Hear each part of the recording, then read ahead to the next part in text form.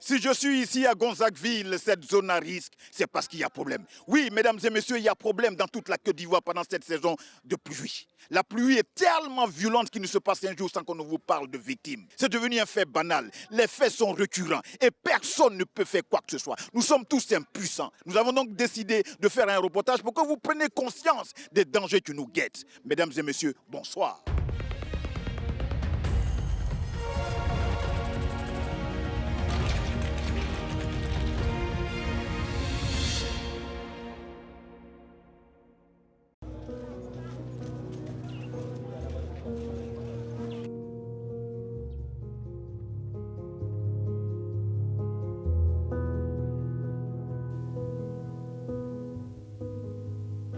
Dans le quartier Les Fonds de Gonzagueville, l'eau envahit presque toute la zone. La pluie a inondé tous les accès, une malédiction qui a déjà causé de nombreux dégâts. Dans les maisons, les maquis, les constructions et aussi les commerces. Yvonne, réputée coiffeuse ici dans ce quartier, s'est transformée en reine de la lutte anti-inondation. Elle a acheté ce magasin l'année dernière, dans cette zone jusqu'alors sans histoire. Puis l'eau s'est frayé un chemin dans son salon et envahit tout l'espace. Ça sort de là. Ça c'est quoi? C'est de l'eau là, c'est là-bas l'eau sort. Ici, là. Regardez. Vous voyez? C'est de là que l'eau sort? Oui, l'eau sort. C'est de là qu'on sort. Je ne sais pas comment ça se fait. C'est de là que l'eau sort. Si vous êtes encore là, je vais essayer de vider, puis vous allez voir. Bien vider, vous allez voir. C'est de là que l'eau sort.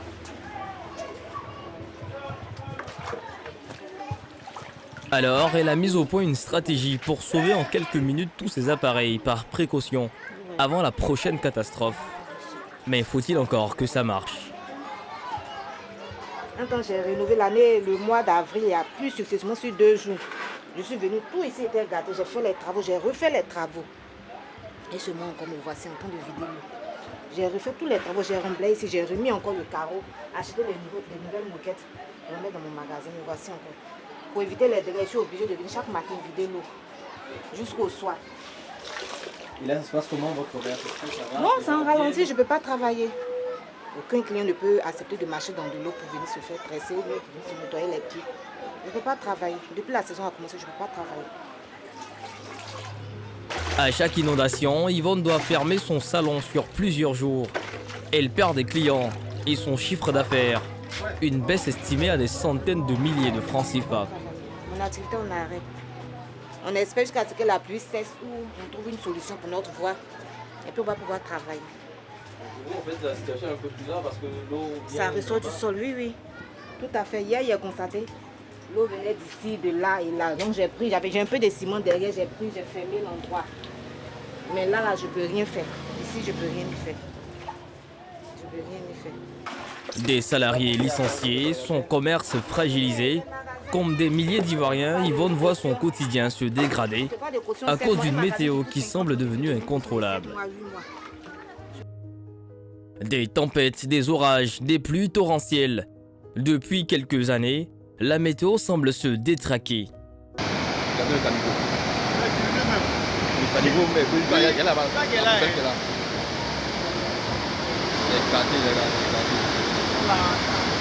L'an dernier, en Côte d'Ivoire, plus de 30 personnes ont péri dans les intempéries. À en croire les spécialistes de la matière, 2023 sera sans doute l'année la plus pluvieuse de toute l'histoire.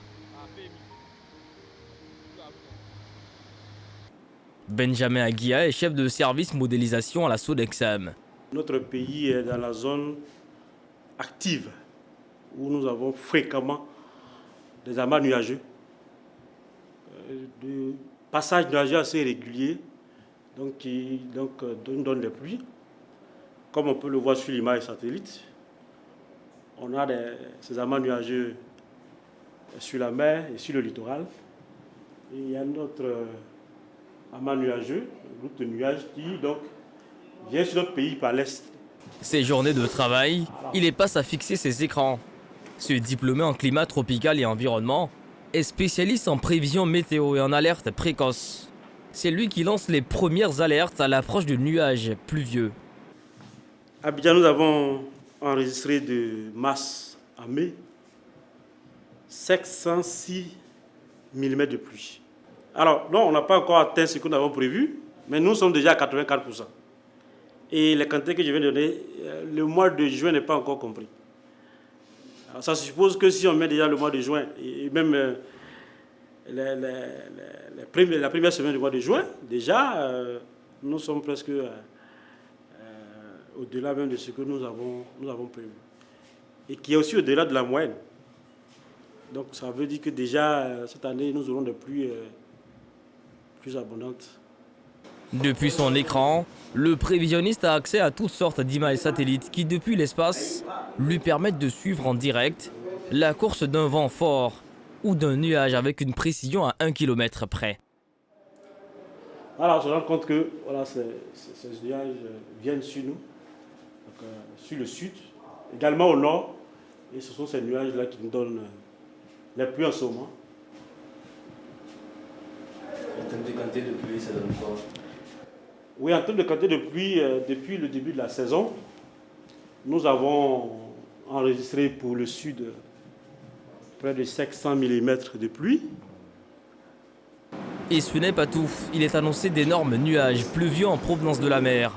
Du mois de janvier à avril, le pays a enregistré des températures extrêmement chaudes, ce qui entraîne des formations nuageuses qui apportent des pluies fortes le long du littoral et dans toutes les zones sud du pays. C'est difficile de donner les détails par commune en termes de prévision, puisque vous savez qu'Abidjan n'est qu'un point sur l'image. Hein. Sur l'image, Abidjan n'est qu'un point. C'est difficile d'aller dans les détails de la commune. Mais déjà, ce qu'on peut dire, c'est que pour la première semaine, c'est la commune du sud d'Abidjan, de Port-Boué, qui a reçu le maximum de quantité de pluie. Port-Boué. Et cela est dû au fait que la plupart donc, des nuages qui ont donné ces pluies provenaient de la mer. Donc c'était des nuages développés sur la mer qui, en se propageant, en se déplaçant, ont donc donné les pluies sur le littoral, tout le littoral ivoirien. Et comme Port-Boué est plus proche de la mer, Port-Boué a reçu plus de quantité de pluie. Un habitant sur 4 en Côte d'Ivoire vit sur un territoire menacé. Et le pays connaît déjà ses premiers sinistrés climatiques. Il y a problème à poser ses caméras dans les zones à risque, comme le quartier éléphant de la commune de Port-Boué, au sud d'Abidjan, à côté de la mer. Bien que concernés par les pluies à venir, d'autres zones moins pluvieuses se retrouvent également fortement touchées par les dégâts. Ces images que vous voyez là datent de l'année dernière, dans le même quartier à Gonzagueville. À chaque saison des pluies, les rues de ce quartier se retrouvent sous les eaux, malgré les efforts conjugués de toutes les composantes des populations.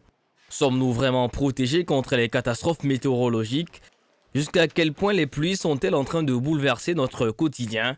Nous avons passé des jours sous la pluie avec ces familles qui font tout pour éviter le pire. Enquête sur ce temps qui se détraque et qui met en danger notre sécurité, nos investissements et notre avenir. Comme beaucoup ici, Madame Johnson voit son quotidien changer à cause d'une saison des pluies folles. Et certains ont beaucoup perdu. Pour elle, c'est un éternel recommencement. Chaque année, elle perd beaucoup, mais elle est obligée de rester. Et là, vous ne craignez pas avec, Non, mais elle connaît le chemin. vos mains, vos pieds. Elle connaît Nous sommes le passage. obligés. Je dors là. Si je ne sors pas, je ne peux pas manger. Merci. Pour aller vaquer à mes occupations, je fais comment? C'est pourquoi nous prions. C'est un cri de cœur qui vient nous aider. Nos enfants, tout ça là, si ça reste, plus tard, qu'est-ce qu'on va devenir? Il y a des maladies. Nous sommes exposés à toutes sortes de maladies. Donc du coup, c'est pourquoi, à chaque fois qu'il pleut, nous interpellons l'État, le gouvernement de pouvoir faire. Ils peuvent nous aider. Ils peuvent le faire. Il ne faudrait pas qu'ils ferment l'œil là-dessus et qu'ils puissent intervenir, qu'ils interviennent. Cette année-là, nous leur demandons pardon. Nous les supplions. Nous attrapons les pieds à cause des enfants, à cause des papas, à cause des mamans, des personnes plus âgées, parce que chacun a payé son terrain pour pouvoir avoir un toit. Aujourd'hui, il faut dire que lorsqu'on te demande une caution, on peut te demander une caution de chambre-salon. On peut te dire qu'il faut envoyer 600 000 de caution. Où tu vas enlever? C'est des trucs qu'il faut prévoir. Ou bien tu t'en prends 2 chambres, on te dit 130 000. Ça, c'est le salaire de quelqu'un. Et on te demande parfois mais 1 million de caution. Bon, c'est un tenant, ça où on va enlever. Le danger, c'est que l'eau stagne pendant des jours, voire des semaines. Et il arrive que ces eaux flirtent avec les installations électriques. Pour qu'on puisse vivre pendant les 3 mois, 4 mois de la pluie. Là. Voilà. C'est tout Parce notre que problème. l'eau, Parce que rien après pour l'année ça, dernière, c'est pas bien rentré. Et cette année, elle est venue s'ajouter. Donc du coup, l'eau est Ils montée. ils sont en train de faire les voies sur la route Voilà. là-bas.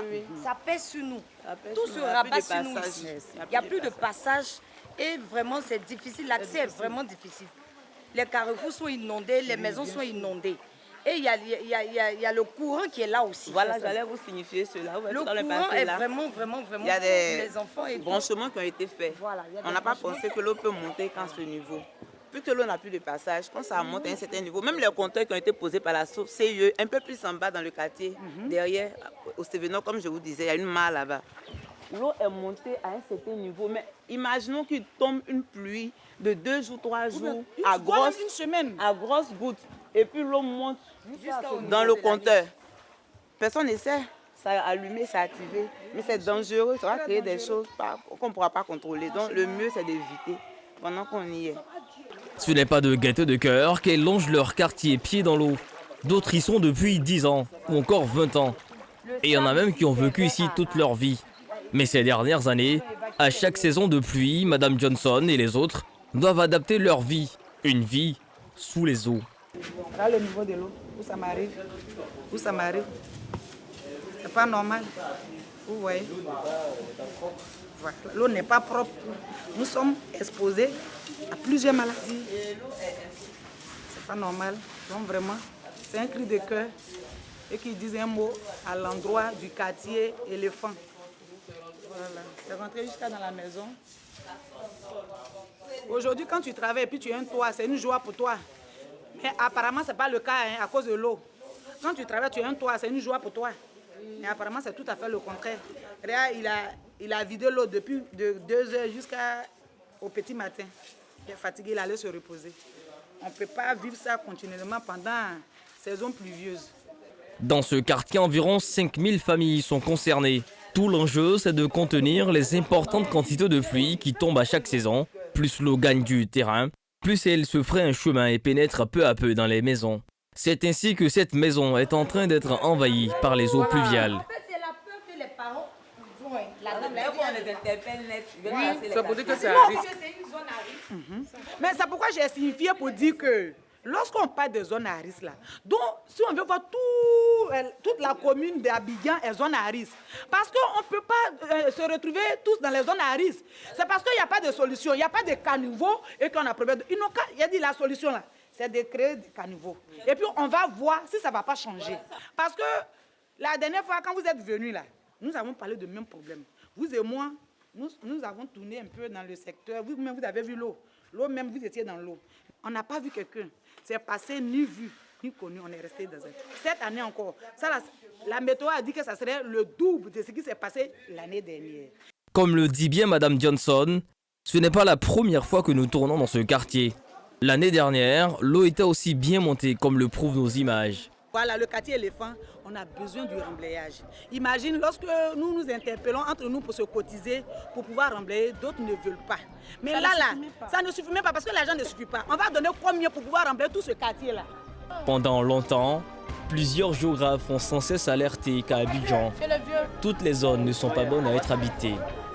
Mais concrètement, qu'est-ce que cela veut dire? Regardez cette illustration. Sur un terrain sans construction, mais avec des cultures, de la végétation, quand il pleut, une partie de l'eau s'infiltre dans le sol. Sur le même terrain recouvert de maisons et de routes, le béton imperméabilise le sol. Résultat, l'eau reste à la surface, elle monte, et quand il n'y a pas de réseau de cours d'eau, voilà ce à quoi on doit s'attendre.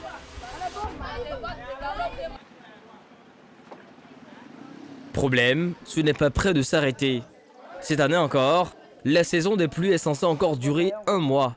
Et face à cela, le gouvernement utilise le même plan d'action d'urgence que celui des années précédentes. Inciter le départ de milliers de ménages de leur logement. Pensez à nous. Pensez à nous, pensez à nos enfants. Parce qu'on peut rester dedans et puis coup-sur-coup, courant, on ne sait pas. Il y a tout, et voilà, le puits va arriver. C'est pour lui filmer. Nous, non, il y a eu mort ici, l'eau a envahi le coin. Non, on ne veut pas ça.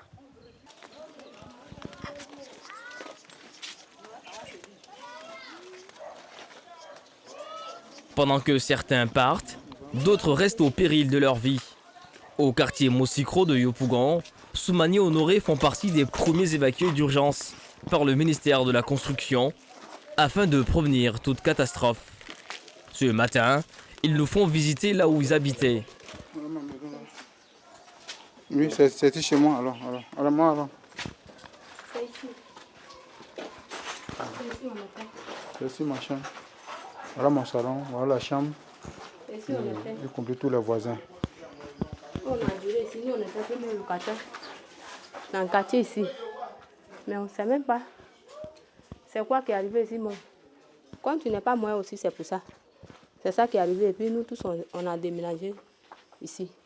Sinon, ils ont dit qu'il y a une maison en haut ici. Ils vont casser. Mais pour nous, il n'y a pas de problème. Ils vont casser maintenant. On n'a qu'à quitter ici et puis ils vont casser. Maintenant, on quitte. Maintenant, ils ont cassé. Et les maisons qui sont en haut là-bas, ils ont laissé. Voilà, maintenant, on a un problème aujourd'hui. On dort au dehors avec les enfants. Dans la pluie, là. On dort. Il n'y a même pas l'argent. Mon mari n'a rien pour prendre une maison. On est au dehors. Je dors au dehors avec les enfants. Non, on ne sait même pas en faire comment. C'est pour ça qu'on est dessus. C'est ici où on était avant. Ce modeste 2 pièces dans lequel ils vivaient depuis 2008, ils y ont passé 15 ans de bonheur en famille. On était premier locataire dans le quartier ici. Tout ce que tu vois au dehors là-bas, ils ont construit. Bon, je ne sais pas c'est quoi qui est arrivé aujourd'hui et puis ils ont cassé. Et ils disent que pour nous, là, il n'y a pas de problème. Il y a une maison sur nous ici, là, ils vont casser. On n'a qu'à quitter, ils vont casser. Maintenant, on quitte, maintenant, on casse pour nous et puis on laisse une maison qui est en haut là-bas. Parce que maintenant, on a un problème aujourd'hui. On ne sait même pas où aller avec les enfants. Vous n'avez pas peur, parce qu'on dit que vous êtes dans une zone à risque, tout ça, vous n'avez pas peur pour votre... Bon, il n'y a rien. Quand il y a les dégâts, même, ce n'est pas ici. Nous, on attend, mais on ne voit pas. C'est ici, là, que c'est arrivé cette année maintenant. Et puis, on est dans le problème, là. Sinon, depuis on est ici, là, il n'y a pas de problème sur nous ici. On est ici, on est en l'aise. Et j'ai fait mes enfants là dans la maison ici. Ils ont dû emballer et stocker toute leur vie ici dans ce cabaret, à quelques mètres de leur ancienne habitation. L'homme dort sur un banc et la femme, nouveau-née dans les bras, squatte le salon des voisins généreux. Quand il fait nuit, mon garçon il vient me débrouiller, c'est plus aller, madame va un peu chez les voisins. Et les enfants là, ils dorment chez les gens. Comme il est nouveau-né, je ne vais pas venir me coucher ici à cause de moustique. C'est pour ça qu'il est chez les voisins. Je me coucher là-bas. Non, c'est ici, moi, il vient me débrouiller la nuit. Voilà. C'est des conditions précaires. Hein. Vraiment, les conditions précaires. C'est pas mal de moyens. C'est pas, il n'y a pas moyen, c'est pour ça. Il y avait l'argent, il va se retrouver ici, dans moustique, pour dormir.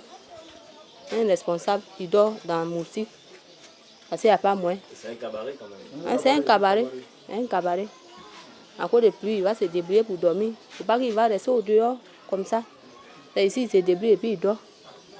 Et le matin, il se réveille. L'activité du cabaret a cessé ou vous continuez tout? Bon, actuellement, c'est fermé. Actuellement. Voilà, puisque c'est là qu'on se met à l'abri, il y a tout le matériel, il y a tout ce qu'il faut, on ne peut pas mettre ça en...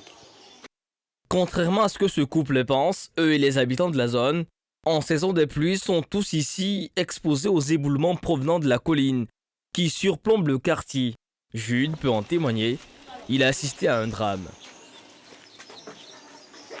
C'est vraiment un choc. Hein. Oui, un choc, vraiment, c'est terrible. C'est terrible parce que vivre une pareille situation avec une famille à laquelle vous avez vécu pendant 2 à 3 ans. Et puis, même la soirée, même soir, le samedi soir jusqu'au dimanche matin, vous étiez ensemble le soir, tu as vu le monsieur, tu as vu sa femme qui est arrivée à 22h du marché Gouro, puis c'est une femme Gouro. Elle vient du marché Gouro à 22h sous la pluie, elle est rentrée à la maison, et puis à 1h du matin, dimanche à 1h du matin, on t'appelle pour dire que cette famille n'est plus... a disparu avec sous un pluie. Vraiment, c'est choquant. C'est choquant, c'est pas facile. On a fait avec le cœur parce que quand tu es un homme, il faut tenir. Sinon, on ne pouvait pas. Mais on a tenté quand même de sauver la vie de ces personnes parce qu'on a vécu ensemble. Le monsieur, au début, étant malade dans ce temps-ci, quelque part où il se défend, il est revenu pour se faire soigner. Et puis, en plus, sa femme va le masser, ainsi de suite, il a commencé à retrouver la santé. Et puis subitement, le gars, là, lui avec sa famille compris, disparaissent en un clin d'œil. Nous avons tenté de leur sauver la vie, mais Dieu avait déjà décidé autrement. Ce drame que Jude nous raconte s'est déroulé la nuit d'avant. Une forte pluie s'est abattue sur le quartier et a causé un éboulement de terrain. Bilan, 5 morts. Les victimes sont tous issus de la même famille, un couple et leurs 3 enfants. Il y avait une baraque, le propriétaire de la maison ici, qui avait sa baraque de 2 chambres salon, là. Les autres 2 maisons en dur, ce sont les voisins qui sont là. De l'autre côté, il y avait une autre baraque, ici. Maintenant, la dernière baraque, ici où se trouvait ces défunts, cette famille qui a disparu aujourd'hui, elle vivait là. Où se trouve la chaussure, la paire de chaussures là. Voilà. Là. Là, la famille se trouvait là. Tout juste là. C'est là que se trouvait la famille. Vous avez... ce soir-là? Bon, ce soir-là, il y a la pluie a commencé depuis samedi, toute la journée, comme tout le monde le sait. Et dans la nuit, du 10 au 11, tard dans la nuit, à partir de 1h30, j'ai mon jeune frère qui est venu frapper ma porte violemment pour dire vraiment, grand frère, derrière là-bas, on vient de me signaler qu'il n'y a plus de maison. Il n'y a plus de maison, il y a une colline qui a décollé. Et ici, en haut, ici, où ce que vous voyez, les fondations là, c'était les baraques aussi qui étaient au-dessus. Mais ce n'était pas habité. Alors, avec la pluie et tout ce qui est là, la terre, ça a glissé, il y a eu de terre, avec les bétons et autres. C'est venu trouver la baraque des voisins qui sont en bas ici, qui habitaient. Et c'est ici que la famille a péri. Là, c'est ici on les a enlevés. À 1h, 2h du matin, on a commencé. C'est tous les jeunes du quartier. Moi, je suis le président des jeunes, il m'appelle Dweko Amédé, comme tout à l'heure, je ne me suis pas présenté. Et on a mobilisé tous les jeunes, puisqu'il y a un comité, disons, il y a les jeunes qui suivaient le quartier, dont nous sommes aussi les responsables. Dès qu'on nous a signalés, tous sont venus comme une seule personne. Tout le monde s'est mobilisé, on a commencé à tenter de sauver la vie de ces personnes-là. D'une famille entière, de 5 personnes, mais malheureusement, ils ont péri. Et c'est ici on a déterré tous les 5 corps sur place, sans superposer. Là. On avait même mis un piquet. Quand les autorités venaient, ils ont trouvé, ils ont vu. C'est ici on a déterré tous les 5 corps. Avant ce drame, l'Observatoire de la solidarité et de la cohésion sociale, un organisme gouvernemental, avait indiqué que 15 enfants étaient morts depuis le début de l'année, en lien avec les intempéries. Stéphane, 20 ans, est une victime qui peut encore témoigner et nous raconter le jour où il a frôlé la mort. Son accident s'est passé l'année dernière, lors d'un éboulement dans lequel 6 personnes sont mortes, après une nuit de pluie intense. C'est ce jour-là que Stéphane a perdu à jamais l'usage de ses jambes. C'était un temps pluvieux comme ça. Il pleuvait tellement qu'il avait plu toute la nuit ce jour-là. Donc au petit matin, il pleuvait toujours. Donc il y avait nous-mêmes qui avaient inondé ma maison, que j'essayais même de dévier l'eau. Et puis il y a une dame qui était coincée dans sa maison suite à l'inondation qui est montée.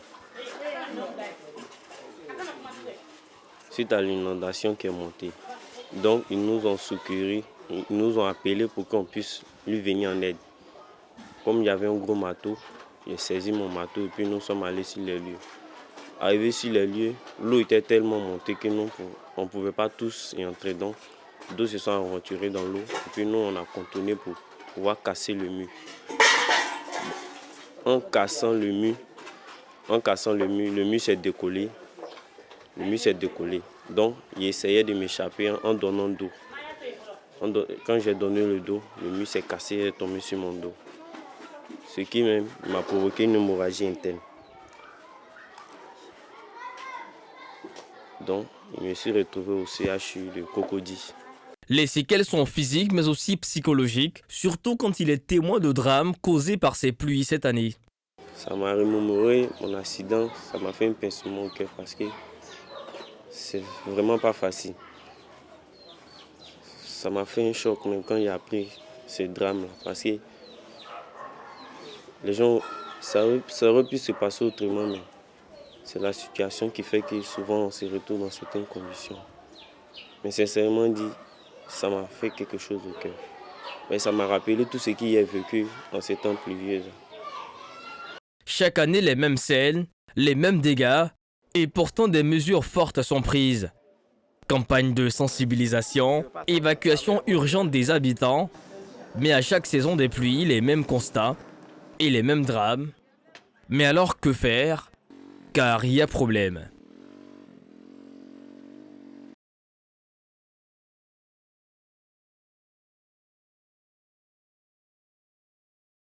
Sur ce plateau, vous avez dû vous rendre compte que nous sommes donc dans des conditions qui sont les preuves irréfutables que nous sommes en pleine saison pluvieuse et nul n'est épargné. Sur ce plateau, j'ai M. Aou Kona. Vous êtes donc directeur de l'exploitation à l'ONAD. Et nous avons Madame Johnson. Madame Johnson. Voilà. On s'excuse pour les conditions dans lesquelles nous tournons donc ce plateau. Première question. Pourquoi l'eau des pluies stagne dans certaines communes et quartiers? Les causes des stagnations d'eau des pluies dans les quartiers sont multiples. Voilà, une des premières causes, c'est le déficit des ouvrages de drainage. C'est-à-dire que la ville grandit plus vite que les infrastructures. Donc ça fait qu'il y a des quartiers, des nouveaux quartiers qui sont créés où on construit des maisons, les gens habitent, mais malheureusement les ouvrages qui devraient gérer les eaux de ruissellement ne sont pas encore construits. La deuxième cause, c'est l'occupation anarchique des espaces urbains. C'est-à-dire qu'on construit un peu, la ville s'agrandit, mais malheureusement, il y a des gens qui s'installent dans des endroits où on ne devrait pas. C'est-à-dire que soit sur le chemin d'écoulement des eaux, soit dans les points d'accumulation des eaux. C'est-à-dire si vous vous installez sur un chemin d'écoulement des eaux, s'il pleut, les eaux de pluie vont vous inonder fatalement. La troisième cause... Alors, avant de venir sur la troisième cause, monsieur le directeur de l'exploitation, permettez que je puisse m'adresser directement, parce que là, vous pointez du doigt l'incivisme, l'installation anarchique donc, des populations sur des voies qui ne sont pas du tout autorisées. Alors, Madame Johnson, c'est vous qui représentez donc une partie de la population ici. Cela vous interpelle. L'État ne cesse de porter à votre endroit donc la sensibilisation, vous dire que là où vous vous installez peut être cause de danger pour vous. Alors, est-ce que vous avez quelques commentaires à faire par rapport à ce que le directeur de l'exploitation vient de dire? Avant que nos parents viennent s'installer ici, il faut dire que c'est des terrains qui étaient vendus à nos parents. Et on n'a pas fait de recours d'abord même au ministère de construction, comme il vient de le dire. Voilà, donc nous, tu sais que quand tu travailles aujourd'hui là, au finish, c'est de chercher un terrain à t'installer ou bien une maison pour que toi et ta famille vous viviez là. Nous aujourd'hui, nous sommes venus ici, c'est ici que nous on a acheté nos terrains. Nos parents aussi ont acheté leurs terrains, au détriment de leurs moyens. Donc aujourd'hui, on est venu s'installer là. C'est maintenant, quand on a fini de construire, que nous, on a su maintenant que vraiment que nous sommes dans les zones, comme il vient de le dire, que l'eau n'arrive pas à passer tout et tout. Nous, on ne savait pas. Mais en même temps, il faut dire qu'ici, là, sincèrement, c'est parce que les gens même ont puisé trop de sable ici, aller construire aujourd'hui aux deux plateaux à Cocody que cela est arrivé. Sinon, ce n'est pas des zones à risque comme il le dit. Vous voyez? Parce qu'il faut dire aujourd'hui qu'ici, il y avait assez de sable. Quand il pleuvait, l'eau rentrait, il n'y avait pas d'eau. Mais avant, quand les gens devaient construire, soit à Makori ou bien à Cocody, c'est ici les bennes de sable là qui étaient. Et moi, je pense que c'est ce qui a créé. Monsieur le directeur de l'exploitation, voici les raisons, une des raisons qu'elle invoque. Pour construire donc les villas cossues de Makori et de Cocody, ces quartiers UP, on est obligé de venir chercher ici de la matière première, donc, qui est donc le sable. Le sable qu'on vient chercher ici, d'après ce que dit Mme Johnson, serait donc l'une des raisons, l'une des causes de la situation que vous avez décriée tout à l'heure. Quelques commentaires? Le commentaire, c'est que moi, je ne comprends pas très bien comment le fait qu'on prenne du sable puisse créer des inondations. Parce que ce qui aurait pu expliquer que ce soit la raison, c'est que lorsqu'on extrait le sable, c'est que peut-être que ça a créé un trou. Mais si vous venez vous installer dans ce trou, naturellement, vous serez inondé. Maintenant, vous avez dit que vos parents avaient des terrains et tout ça. Et puis vous êtes venu vous installer. Mais pour que quelqu'un vienne extraire du sable, Abidjan ici sur un terrain, c'est que c'est certainement avec l'accord du propriétaire. Maintenant, vous avez dit il y a quelques années, il n'y avait pas ça. Voilà, mais en fait, vous-même, vous êtes d'accord que le quartier dans lequel vous habitez, là, le monde qui était ici il y a quelques années, ce n'est plus le même monde aujourd'hui. Lorsque vous venez construire sur le terrain sur lequel il y avait du sable, du coup, vous mettez un toit, ça devient imperméable. Donc quand il pleut sur votre terrain, là, ça ne peut plus s'infiltrer, ça va verser et il faut que ça circule, ça s'écoule. Donc c'est en s'écoulant l'accumulation des eaux de ruissellement là, qui crée les inondations en général dans les points qui sont les plus bas. Quelle est donc la réaction du gouvernement face donc à cette scène qui est devenue récurrente chaque période de pluie? Depuis le 2018, il y a le schéma directeur d'assainissement et de drainage de la ville d'Abidjan qui existait depuis les années 81, qui a été mis à jour. Ça a été adopté par le gouvernement en 2018. La mise en œuvre a commencé, mais c'est une des œuvres de longue haleine et qui demande également beaucoup de moyens financiers. Mais au fur et à mesure que les financements sont obtenus, les travaux sont effectués, mais vous convenez avec moi qu'avec l'étendue des besoins, ce n'est pas possible que tout le monde soit satisfait en même temps, mais à terme, il est prévu que les travaux nécessaires soient effectués un peu partout dans la ville d'Abidjan. Madame Johnson, quand l'État vient vous voir pour dire attention, Madame Johnson, dites à vos soeurs, à vos parents que cette zone-là, c'est une zone à risque, il va falloir quitter avant que la saison des pluies n'arrive. Est-ce que ce type de sensibilisation vous parle? Quand l'État dit que de quitter avant les saisons pluvieuses, où allons-nous rester? C'est là la question. Moi, par exemple, dans mon foyer, je suis avec près de 7 personnes qui sont à ma charge. Je pars où avec ces personnes? Et ceux qui sont peut-être 10 dans leur maison, ils vont où avec ces personnes? Ce n'est pas que ça ne nous interpelle pas, ça nous interpelle. Mais le problème, c'est que c'est les moyens qui nous manquent. Sinon, on ne veut pas rester et puis mourir. Tu ne peux pas voir la mort venir et puis affronter la mort, c'est impossible. C'est parce que les moyens manquent. Lorsqu'on nous dit on nous prévient, soit 3, 4 mois avant, tu quittes pour aller chez qui? Tu quittes pour aller rester où? C'est là la question. Et vous n'êtes pas la seule concernée parce qu'on a l'impression que c'est un véritable dialogue de sourds entre l'État et les différentes populations dans cette période de campagne. Donc, on va quand même tourner notre micro vers les autres. Alors, maman, quand l'État vient te dire qu'il faut quitter là où tu es là, que l'eau va te tuer là, tu fais quoi? Si l'État vient de quitter, que l'eau va me tuer là, je vais aller où? J'ai déjà construit. Je vais aller où avec mes affaires? Mon mari, c'est lui qui était premier pour venir au quartier. Donc tu préfères mourir là? Je vais mourir, parce que je vais aller où? Ça c'est ton avis. Et papa? Oui, c'est vrai. Parce que actuellement nous sommes ici, c'est devenu comme au village. Donc si l'eau vient, ou bien si le terre dit on n'a qu'à quitter ici, on va où? Actuellement les enfants, ils fréquentent ici. On va aller où? Actuellement, où on est là même, actuellement, tout mon bagage, mes enfants, ils sont en haut. Tout mon bagage, c'est en haut. Mais on va aller où? Les bagages sont en haut, Oui, après ça, sur la table, à mon lit, tout, matelas, tout.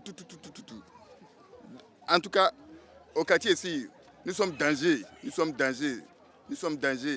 Ça fait au moins, c'est ça ma fille a dit, ça fait au moins 4 ans que... Oui, mais papa, vous dites vous êtes danger. Oui, vous êtes vraiment danger parce que quand on vous parle de quitter ces lieux, que ces lieux sont des lieux à risque, il faut écouter de temps en temps l'État. Parce que si vous restez campé sur votre position pour dire on va aller où, moi je préfère te voir à la belle étoile vivant et pour que quelques solutions puissent être trouvées. Tant que l'État ne vient pas faire les caniveaux, tant que l'État ne vient pas faire ce que vous souhaitez, même si l'eau envahit vos salons, vos chambres, vous allez toujours rester là. On va aller où? On va aller où? Il n'y a pas moins. Le père. Non, on est là. Il faut qu'on nous aide. Sinon, on ne peut pas partir. On ne bouge pas. Les gars viennent une somme, l'argent, pour qu'on puisse partir quelque part. Sinon, on n'a pas les moyens pour qu'on puisse quitter. Ils sont tous unanimes. Ils sont conscients que c'est un danger qu'ils courent, sauf qu'ils ne sont pas prêts à quitter. Tout à l'heure, Mme Johnson disait que ce serait irresponsable de notre part de voir la mort venir et l'affronter. Mais dans ce qui a été dit ici, on a vraiment l'impression que si c'est le seul choix qui vous reste, vous êtes prêt à l'assumer jusqu'au bout. Moi, je voudrais m'adresser surtout au gouvernement. Toute chose a une solution. Même le représentant de, comment on appelle, du gouvernement, je peux dire ça, hein, qui est assis là, il sait qu'on peut trouver une solution à ce problème. Vous comprenez un peu? Attendez. Alors, je te laisse pas. Elle sait que l'État peut trouver une solution à ce problème. Vous dites quoi? Oui, j'ai donné la réponse tout à l'heure. Qu'il y a des mais comme la répétition étant pédagogique, peut-être c'est-à-dire qu'il y a un plan pour faire l'assainissement et le drainage dans toute la ville d'Abidjan, mais qui se met en œuvre au fur et à mesure, parce que c'est des investissements qui sont lourds. Donc l'État recherche les financements. À chaque fois qu'il y a des financements, on fait les travaux qui... Oui, mais pendant ce temps, il n'y a pas une solution intermédiaire? Non, la solution intermédiaire, c'est ce qu'on leur conseille. C'est qu'au moins pendant le mois de juin, qui est le mois de pic des pluies, que les gens se déplacent. C'est-à-dire... Oui, mais ils disent qu'on se déplace pas où? Non, écoutez, c'est-à-dire que, vous savez, moi, je pense que ce que le gouvernement dit, c'est qu'une mort, c'est toujours une mort de trop. Et donc, face à une situation où votre vie est en danger, ce que l'État vous demande, c'est de vous mettre à l'abri pour préserver votre vie.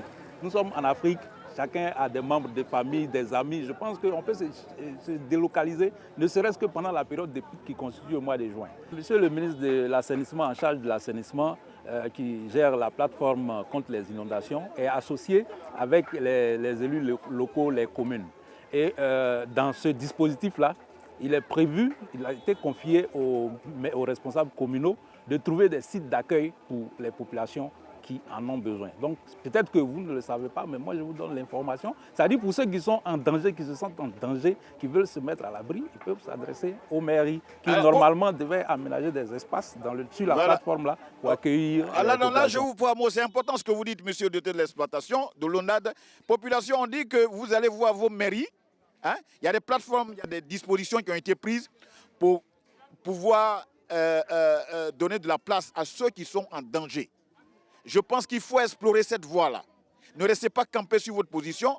Maintenant que le ministère de l'assainissement de l'hydraulique, avec la participation des différentes mairies, les zones qui sont en danger, vous êtes prié d'aller voir votre mairie. Vous dites, ah, il y a le responsable de l'exploitation qui est venu dans notre quartier à Gonzagueville. On dit qu'il y a des tentes où on peut être en attendant que juin et juillet passe. Parce que pour l'instant, l'État est conscient de ce que vous vivez, mais l'État ne peut pas faire en un clin d'œil, Mme Johnson, ce à quoi vous aspirez. Donc, il est important pour vous aujourd'hui de prendre attache avec votre mairie pour que vous puissiez soumettre ce problème. Moi, je suis venu ici pour qu'ensemble, on puisse donc proposer, exposer donc les problèmes auxquels vous faites face. Mais il faut absolument, en attendant que des solutions soient trouvées, qu'on soit donc très prudent, prévoyant et en allant contacter, donc, comme l'a dit le directeur de l'exploitation, donc la mairie. Madame Johnson est en face de vous. Après cette émission, elle va directement à la mairie. On est à Gonzagueville, donc c'est la mairie de Port-Boué. Donc vous la conseillez d'aller voir à la mairie de Port. Est-ce qu'il y a une personne ressource, quelqu'un qui aurait un titre là-bas qu'elle peut contacter? Non, ça je ne saurais le dire, mais qu'elle aille au service technique, à la direction des services techniques, parce qu'avant le début de la saison des pluies, il y a eu une réunion à la primature sous la présidence de son Excellence le Premier ministre, où il y avait le ministre de l'Assainissement qui est venu pour parler de cette opération avant la saison des pluies, et tous les directeurs techniques des 13 communes du district d'Abidjan avaient été invités à cette séance. Et c'est à cette séance qu'il a été dit que les mairies devaient prendre les dispositions pour accueillir les personnes qui sont en danger, parfois dans les écoles, dans les lieux de culte et autres. Merci, monsieur le directeur de l'exploitation. Merci à vous, Mme Johnson. Alors, je vais me rapprocher de vous. Il y a un doyen qui est là. C'est ici que je vais conclure cette émission. Je suis venu vous voir, chers parents. L'équipe de production du magazine Il y a problème a donc baladé ses caméras dans votre quotidien parce que vous êtes chaque fois éprouvés par les saisons pluvieuses. L'État de Côte d'Ivoire, par le biais du ministère donc, de l'assainissement de l'hydraulique, quelques mois avant donc, ces saisons, qui sont très rudes, met en place une campagne de sensibilisation pour vous demander de quitter ces endroits. On vous a posé des questions, vous dites aujourd'hui que vous êtes sensible à cela, sauf que vous ne savez plus où aller. Le directeur de l'exploitation, M. Kona, vous a donné une piste. Dès lundi, je vous conseille vivement d'aller voir la mairie de Port-Boué, chercher la direction technique et demandez-leur qu'est-ce qui a été prévu si vous quittez les zones à risque où vous habitez en attendant que les saisons de pluie passent. Nous allons tous prendre l'engagement. Nous allons aussi demander à l'État que le discours continue. Parce que pour un dialogue, il faut deux entités. La population de Gonzagueville, elle n'est pas la seule. Il y a aussi les populations des autres contrées de la Côte d'Ivoire. Cette affaire de pluie diluvienne nous concerne tous. Car chaque jour que Dieu fait, l'eau tue. On se retrouve dimanche prochain pour un autre sujet. Tant que vous me verrez ici, c'est parce qu'il y a problème.